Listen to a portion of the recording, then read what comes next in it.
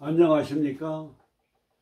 전 동방대학원 대학교 석좌 교수를 역임했으며 숙명여자대학교 평생교육원에서 생활역학, KBS MBC 문화센터에서도 생활역학을 강의해온 대한민국 대중역학의 대부라고 할 수가 있습니다. 많은 제자들이 지금 역학계에서 활동을 하고 있습니다. 일부 학자들은 사주팔자는 미신이요, 이건 볼 필요도 없다 이렇게 얘기하는 사람이 많이 있습니다. 이런 분들은 사주 해설에 대한 근본 이해가 부족한 견해라고 저는 생각을 합니다. 주역의 64개에 의해서 우리가 보게 되면 6효점이라고 하는 게 있습니다. 6효점. 이순신 장군도 전쟁을 하기 전에 6효점을 쳐서 전쟁에서 승리하는 쾌가 나오면 나가서 전쟁을 하고, 쾌가 나쁘면은 전쟁을 하지 않는 6효점을 쳤습니다. 율곡 선생은 6효점을 통해 가지고 임진왜란이 일어날 것을 미리 예측하고 10만 양병설을 주장을 했습니다. 근데 주역의 원리를 무시하고 듣지 않게 하고 임진왜란에 우리가 어려움을 겪게 된 것입니다. 6효점의 시간점이라는 게 있습니다. 점괘를 얻는 방법에서 내가 매매나 스승이나 성진이나 혼사나 모든 것이 언제 이루어질까 하는 것을 궁금하게 여기는 것을 6효점을 칠 때 점괘를 얻는 방법에서 상담자가 고객이 묻는 그 시간을 기준으로 해서 점괘를 칩니다. 그러면 점괘 다 나옵니다. 해답이 나와요. 마찬가지로 사주 연월일시는 그 시점을 기준으로 해가지고 6효의 점괘로 사주 푸는 방법이 사주 해설의 방법의 원리가 되어 있습니다. 이걸 알지 못하고는 역학이 미신이다 이런 얘기를 하는 거예요. 회사도 설립하는 날짜, 그걸 기준으로 해서 사주팔자 그 날을 설립 연월일시를 보면 그 회사에 흥망성쇠가 나옵니다. 참으로 기기묘묘한 겁니다. 오늘도 이 사주간명에 좀 연세가 많으신 84세의 여사님 사주입니다. 같이 풀어서 공부해 보겠습니다. 일주가 무진이 됩니다. 무진은 가녀지동이지만은 무토가 용을 깔고 앉았습니다. 보통 무진 일주는 재물운이 좋은 특징을 지니고 있습니다. 부자 사주들이 많습니다. 이 무진은 그릇이 크고 능력이 있고 스케일이 커요. 무토는 제방토고 밑에는 용띠입니다. 그렇기 때문에 그릇이 크고 자기 주장 소신이 강하고 재물의 기운이 왕성합니다. 우리가 팔자를 보게 되면 명예운이 좋은 사람, 재물운이 좋은 사람, 학문운은 공자, 학술운이 좋은 사람 특징이 나오게 되어 있습니다. 이게 재물운이 좋은 일주라고 볼 수가 있습니다. 자기 주장과 고집이 세기 때문에 가녀지동이 되기 때문에 인간관계에서는 자기 중심으로 흘러가는 경우가 많습니다. 그리고 밑에 진은 진물개, 암장의 무토, 을목, 개수입니다. 개수는 음기가 강합니다. 무토의 개수는 재물이 됩니다. 을목은 뭡니까? 의욕과 욕심을 얘기하는 거예요. 이런 기운을 가지고 있는 게 무진일주입니다. 무토는 제방토입니다. 큰 산이에요. 큰 그릇이라고 볼 수가 있습니다. 사람이라고 하는 건 뭡니까? 그릇이 큰 사람이 있고 그릇이 작은 사람이 있어요. 우리가 인생을 살아가다 보면 큰 그릇의 사람을 만나야 돼요. 큰 그릇을. 그래야 내가 큰 그릇의 사람을 만나야 내가 좋은 기운을 받아서 그 사람으로 인해서 큰 인물이 될 수가 있고 크게 성공할 수 있는 이치라는 것을 철학을 역학을 통해서 깨우치시기 바랍니다. 그래서 자기 주변에서 자기가 사귀고 있는 사람이 인물이 좀 큰 사람이냐, 그릇이 크냐, 그릇이 큰 사람을 만나서 사귀는 그런 인간관계를 넓히는 게 성공의 핵심이다, 이렇게 생각이 됩니다. 그리고 진토는 토이지만은 물의 성질을 가지고 있습니다. 물은 토국수의 제물이 됩니다.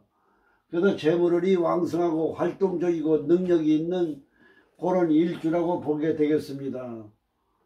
다만 요 무토는, 제방토는 좀 미루는 성질을 가지고 있어요.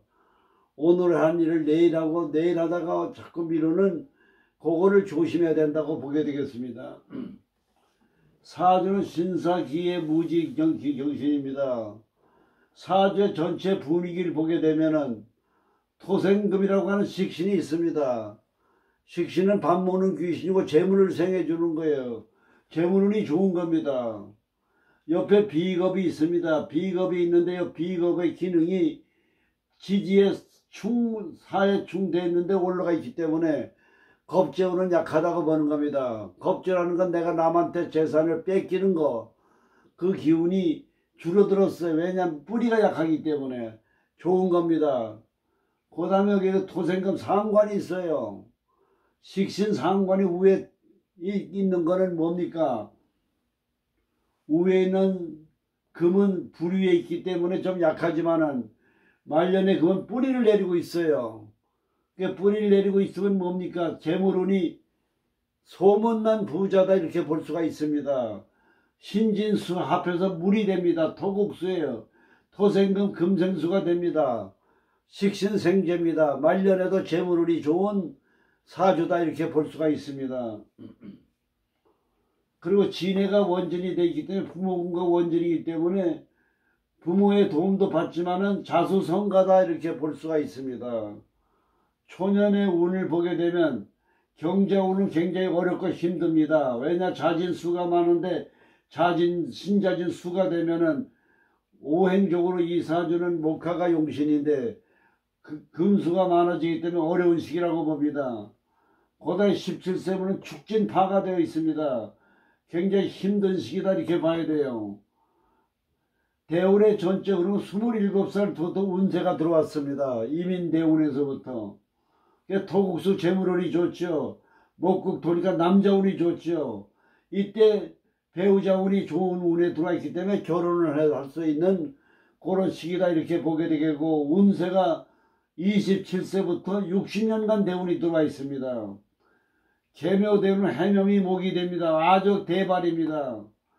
갑진년은 뭡니까? 명예운이 좋고 남편 관계가 좋습니다. 진 들어오기 때문에 재물은 좋고요. 그 다음에 을사대운 7, 17, 27, 37, 47, 57, 을사대운. 을사대운에는 해가 수가 되는데 조호용신이 화가 들어가기 때문에 운세가 좋다고 보게 되겠습니다. 67대운도 기가 막히게 좋습니다. 조호용신에 물이 많기 때문에 목화가 용신이니까 용신운이 들어와 있거든요. 그 다음에 정미대운입니다. 정미대운은 해미 목이 돼서 조호용신이 돼서 좋습니다. 그래서 운세의 흐름으로 봤을 때 좋은 운세가 이어져 있는 재물운이 좋은 여명의 사주입니다.